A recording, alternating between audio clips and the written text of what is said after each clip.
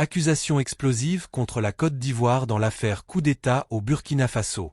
Abonne-toi, laisse un like et donne ton avis en commentaire pour ne rien manquer des prochains Est-ce coups que la chocs. Côte d'Ivoire joue réellement un rôle clé dans la déstabilisation du pouvoir burkinabé? Et quel est l'intérêt de la Côte d'Ivoire à déstabiliser le pouvoir? Pour l'instant, limitons-nous à comprendre que c'est le régime de Ouagadougou qui communique un peu. Oui, exactement.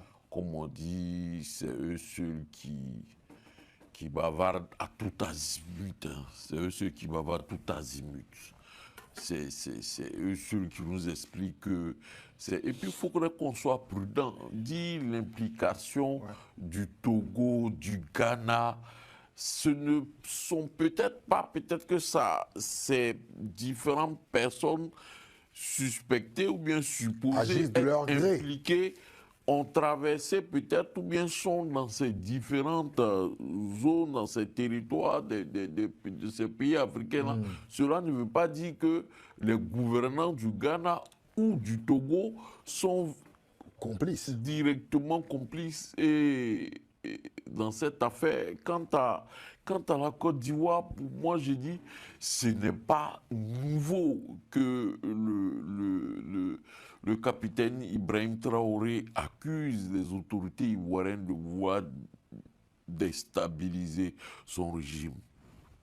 Profiter et ajouter entre parenthèses que quand on disait sur ce plateau que les peuples burkinabés et ivoiriens sont des peuples qui ont une longue histoire d'amitié, de fraternité, on parle des peuples.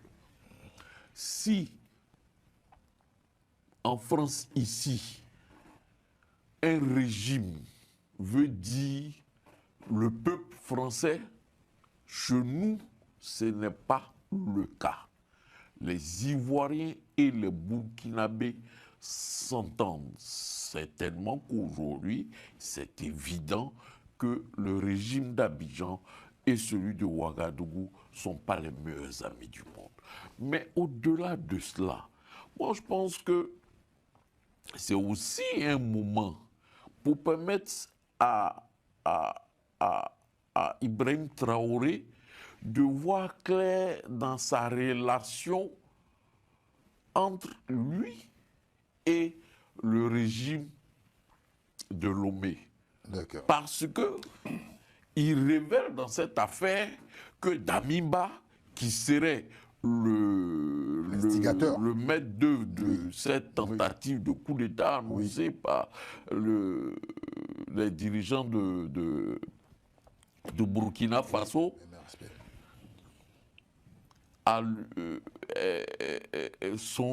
il a le gîte et le couvert de Fort. Le couvert offert par Fort. Tout le monde sait que Fort Gnassingbé est, je dirais, AES compatible. C'est vrai qu'il est de l'autre côté au niveau de la BCAO, mais en même temps aussi, il n'est pas contre l'AES. Est-ce que aujourd'hui, Ibrahim Traoré est en train de lui dire clarifie ta position. Tu ne peux pas être avec moi, parler avec moi et héberger quelqu'un qui nourrit le noir dessein de me déstabiliser. Donc, moi, je pense qu'il y a une situation qui, aujourd'hui, doit pousser le Faure Gnassingbé, le président togolais, le président du Conseil togolais, à clarifier sa position face au Niger, face au Burkina et face au Mali. Je pense que cette situation lui permettrait de parler parce que Faure Gnassingbé, quoi qu'on dise, c'est une personnalité dans cette zone de l'Afrique, l'Afrique de l'Ouest. Au sein de la CEDEAO, on sait ce qui constitue certainement même le courroie de transmission entre la CEDEAO et les États de l'Alliance du Sahel. Donc, moi je pense que cette situation aujourd'hui le vrai projet au-delà, hein, nous sommes dans des suppositions. Moi, personnellement, en tant que journaliste, j'ai envie d'être prudent. Si cette affaire de coup d'État-là, j'ai vraiment envie d'être prudent. Mais président Jean-Paul Leroux, est-ce qu'aujourd'hui on pourrait dire que Abidjan aurait vraiment cette envie que Ouagadougou change au niveau de son équipe gouvernementale en ce qui concerne M. Ibrahim Traoré? En termes de réel politique.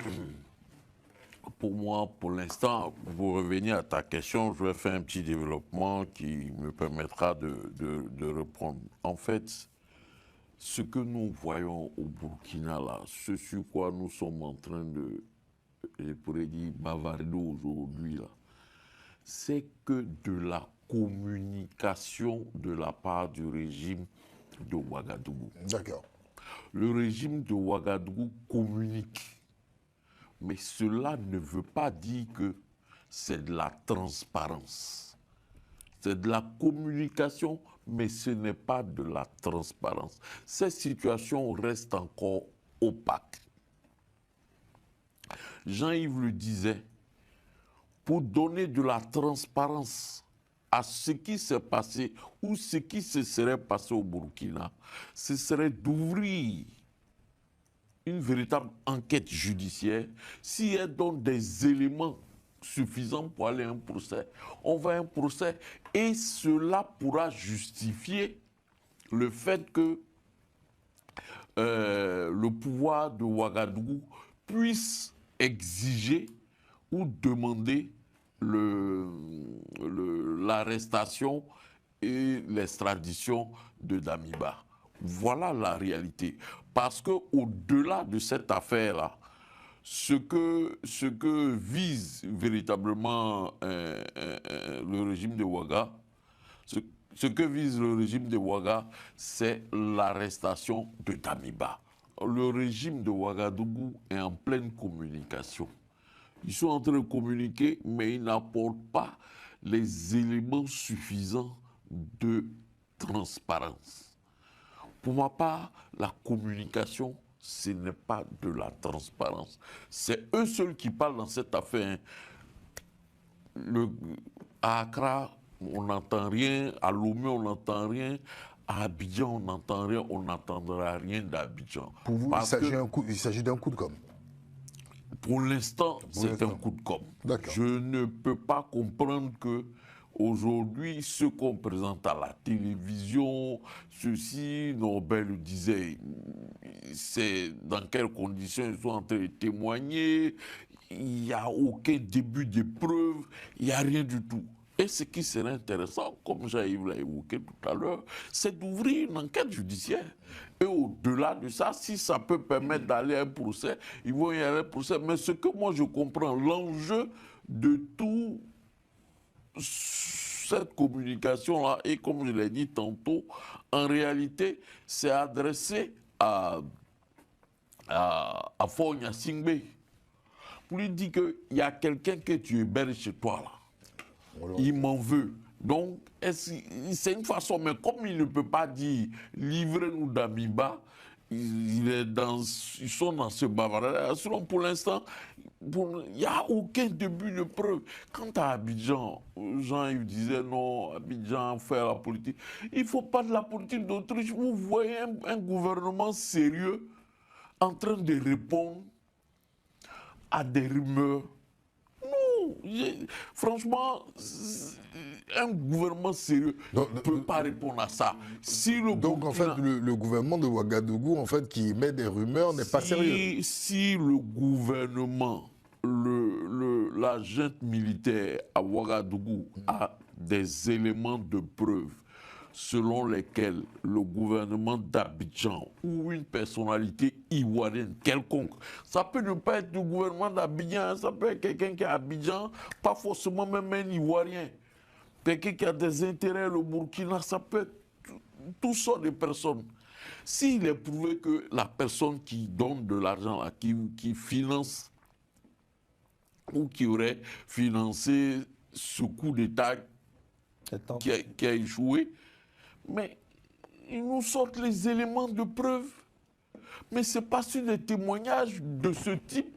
On prend quelqu'un, on le prend à la télé, il dit oui, on a reçu l'argent, c'est le dernier jour. Non, pour moi, ça ne peut pas tenir devant un tribunal. Oui, mais sauf que l'absence de preuve n'est pas la preuve de l'absence. Mais quand on arrive à ce niveau de responsabilité qui engage des responsabilités entre des États, franchement, l'absence de preuve là, ça devrait servir à l'autre pour dire ok, on se tait, mais on prend acte où on est beaucoup plus vigilant et plus prudent. Voilà, la vérité est maintenant sous vos yeux. Ce que nous venons de révéler sur la Côte d'Ivoire est énorme, explosif, et certains aimeraient que vous n'ayez jamais vu ça.